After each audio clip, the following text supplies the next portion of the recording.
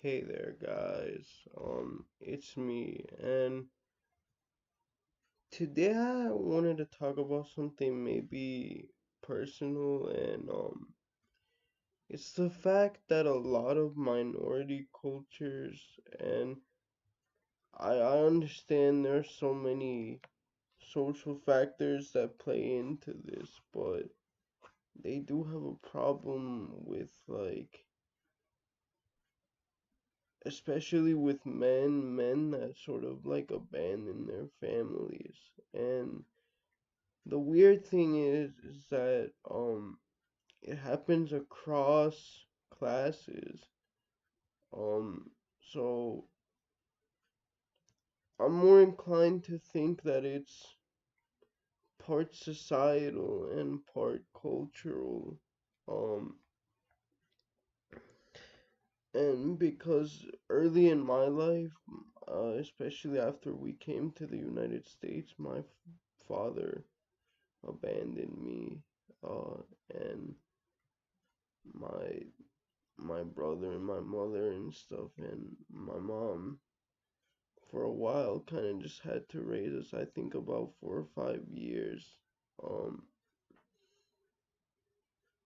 by herself, and you know,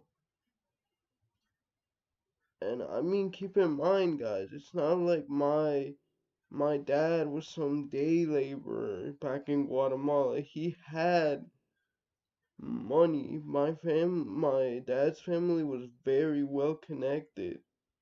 This wasn't like due to some lack of education or something like that.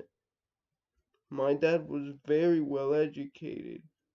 Very well educated. He went to the best schools in Guatemala. Now, he didn't graduate, but that was more so because of his own laziness rather than um him not being intelligent or anything like that. He had his own factory. Everything he learned in 3.5, 4 years of university from two separate programs at the two best universities in Guatemala, he took using his family's money, and he made his own factory, which that's crazy, bro. So again, this isn't something, at least for me, it wasn't something where class was a factor because my family was extremely high class. Like, I would say upper middle to lower high class, by Guatemalan standards. So you can't blame it on a lack of wealth or a lack of education, my friend. It's just the culture. When I'm not saying aspects of American culture aren't patriarchal. Of course, some are. I fully admit that, but this type of stuff is so much more patriarchal because what caused that um was, my father's attitudes towards women, which he has softened on, as he's gotten older. He's in like his late 60s. But still, my man, that's just, and it's a cultural thing. Um, it's just very, very upsetting, right? And in the lower classes, it's even worse. We're talking, teenagers regularly getting assaulted and abused by older men and stuff like that. Um, Now I will say this, my father eventually came back into my life. In fact, I lived with him for quite a long time, like 6 years before I moved again with my mom. But like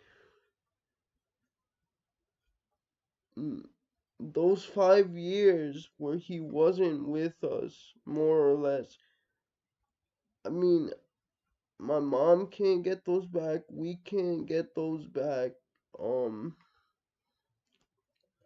and honestly, that's why I'm so passionate about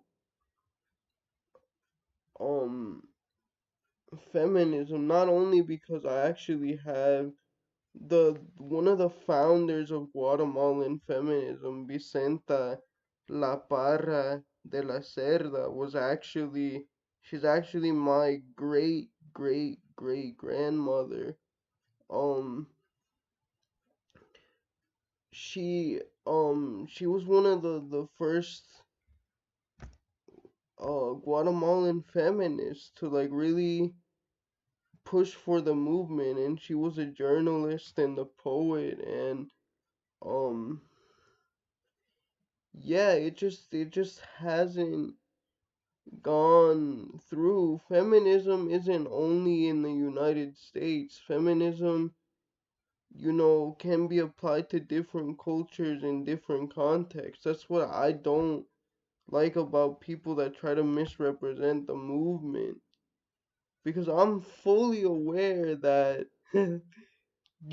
just because whatever has happened to me personally with women is like that doesn't mean that I get to condemn the entire movement and say, oh well, it's nothing, But this is an example of like the damage that patriarchy like still has on other cultures. That's another thing.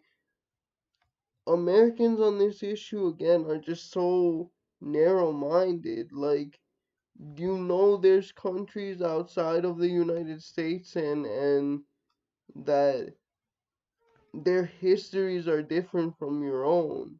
Like, because it seems like a lot of them don't understand that. Anyway, that's just me rambling about this issue. Thank you very much. See you guys later.